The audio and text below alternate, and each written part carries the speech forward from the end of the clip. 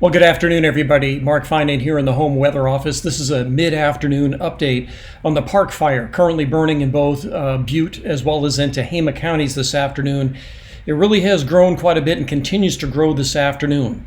When I did the morning briefing, the fire was estimated around 45,000 acres. Now it's over 71,000, and even that is, as of the last estimate, the next estimate may be closer to 100,000. This thing is showing no signs of slowing down, so I did want to give you this update this afternoon to show you where the fire is, where it's headed, how the fire is likely going to be progressing, and where CAL FIRE and other agencies are currently doing a lot of work on that fire.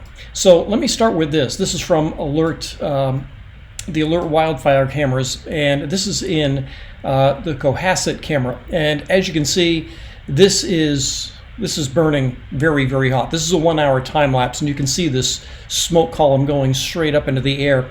The other thing I want you to notice here is that what is burning in here, this is heavy timber. So this is into a different sort of vegetation than what we saw early yesterday, and what's also burning on the west side of the valley.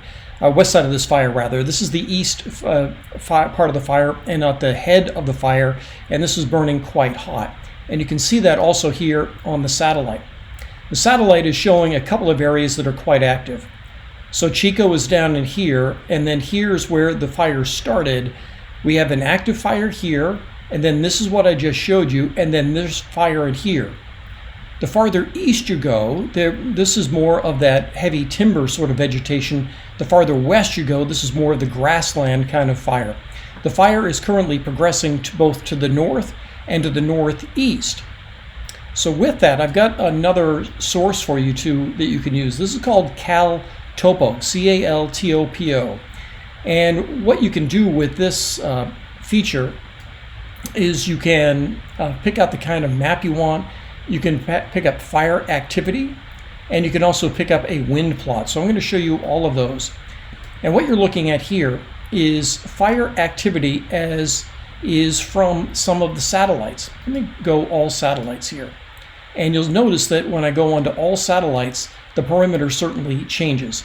And this is as of the latest, 2204, which is 3:04 our time. So this is a heat signature. It doesn't necessarily mean that it's burning here, because quite often the heat signature is being detected in the clouds. So again, this is the satellite looking down on this, and it's detecting heat in the clouds up in here.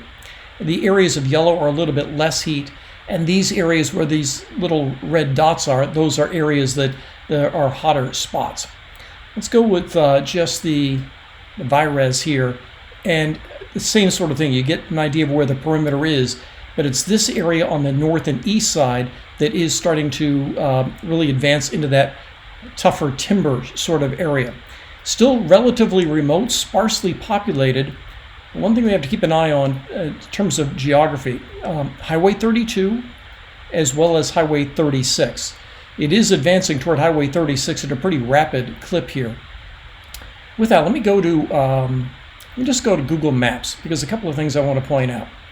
I really want to stress that the fire is burning away from Chico. The fire started in here and is burning in this direction. It burned through Richardson Springs. It is also burning to the west of Magalia and Paradise. So Magalia and Paradise are here. It's burning in this area along and north of Highway 32. There are some spots here along 32 that are impacted. Cohasset certainly has been impacted, and then we'll have to keep our eye on this area farther to the north, all the way up toward Highway 36. And I see this little spot here, Campbellville. Let's go over to watch duty, because we just got something on watch duty that right here. There's a 3 to 5 acre spot across Little Chico Creek per radio traffic. Sources are attempting to go direct and use choppers. Separately, there are people in the Campbellville area and are urged by Tehama Sheriff to gather their belongings and leave immediately. So that's this area right in here. So we are seeing the fire try to push a little bit more to the north and east. And as I zoom in on that, you can see what sort of vegetation that is. That's that heavy timber that can put up a lot of heat. So we're seeing fire burn in this sort of terrain, which is the grassy area, the mixed terrain here, which can advance very quickly. In the forested terrain, farther to the east, once you get up around 3,000 feet, this is more heavy forest, but again, that puts up a lot of heat and gives you that sort of signature that we're seeing here on the satellite. So you notice that the smoke over here isn't going quite as high. So this is the area where it's burning grass. This is the area it's burning timber, and we're getting the occasional pyrocumulus out of that as you see those little white spots here and there. Let's talk a little bit about how the fire is being fought. And so with that, I'm going to go to flight radar here. So I'm going to go into the Chico area, and what you'll notice is that here in the Upper Bidwell Park area, there are aircraft in here that are working, and what they're trying to do in here is to put out any hot spots to make sure that this fire doesn't advance anymore in that area. And I'm trying to, so you see where this tanker went in here. It did some circles up in here. So this is that hot spot that I talked about that I think they were just looking at. And notice how the aircraft are doing circles up in this area. So there's a lot of aircraft, and if you use flight radar, you can just kind of tell where the hot spots are. And so what this is likely is the eastern flank of the fire. Now what's this? This one is likely coming in for a drop. So this plane is probably the one that's doing all the surveillance, and then this one is likely coming in for a drop. Probably, yeah, it took off out of the Chico airport right here, and it flew up the canyon. Now it's making a U-turn and getting ready to come down and likely lay a retardant line down in here. And so there's Butte Meadows right there. This is Highway Deer Creek Highway, so it's Highway 32. And so what they're doing is they're lining up in here to do various drops. So that's a hot spot that they're trying to get a handle on. You go back here to watch duty, and when you talk about what they're trying to do here is these areas in the solid red, that's where the rough fire perimeter is here. Now keep in mind that that's always changing, but this is that new part of the fire. These areas shaded in yellow, those are evacuation watches, basically warnings, not the orders just yet. But what we're looking at here is where the fire is burning, and what they're trying to do is they can do retardant drops on the edges of it, if you will. So they're trying to hem it in here. They'll try to hem it in here if they can. Here's Campbellville, that spot that I just talked about, that the Tehama County is now urging people to leave. And then on this side, they'll also be dropping retardant in here. So they're trying to hem it in. There's going to be too much smoke on the head of the fire for them to get in there and do any direct drops in here. So that's why they just try to hem it in on the sides with retardant drops. Let me go back to Cal Topo, because I mentioned that there is a wind component to this as well, which is very, very helpful. So here is the prevailing wind that we have right now. And on the right side, there is a drop down that I can show you the wind forecast. This is at 6 hours from now. And you notice the wind will turn a little bit more from the south and east. 12 hours from now, that wind in the morning tomorrow will be a little bit lighter and out of the south and east, meaning that there will be many areas like Red Bluff and Redding that'll probably be smoked in.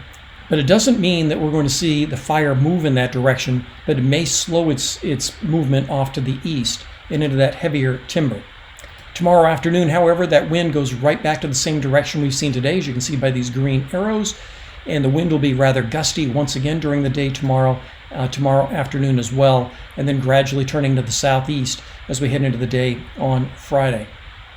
So there's a lot going on with this fire, and as I mentioned, it's over 70,000 acres now, the largest fire burning in California so far this year, and that 70,000 estimate that I'm giving you right now, by the time we get the next estimate, probably sometime this evening, it could be closer to 90,000, probably on its way to 100,000. The good thing here is that it is moving away from Chico. It's moving away from Paradise, away from Magalia. We do have to keep an eye on Highway 36 into Hama County. There is population there along Highway 36. It's still quite a ways from there, but it is moving in that direction.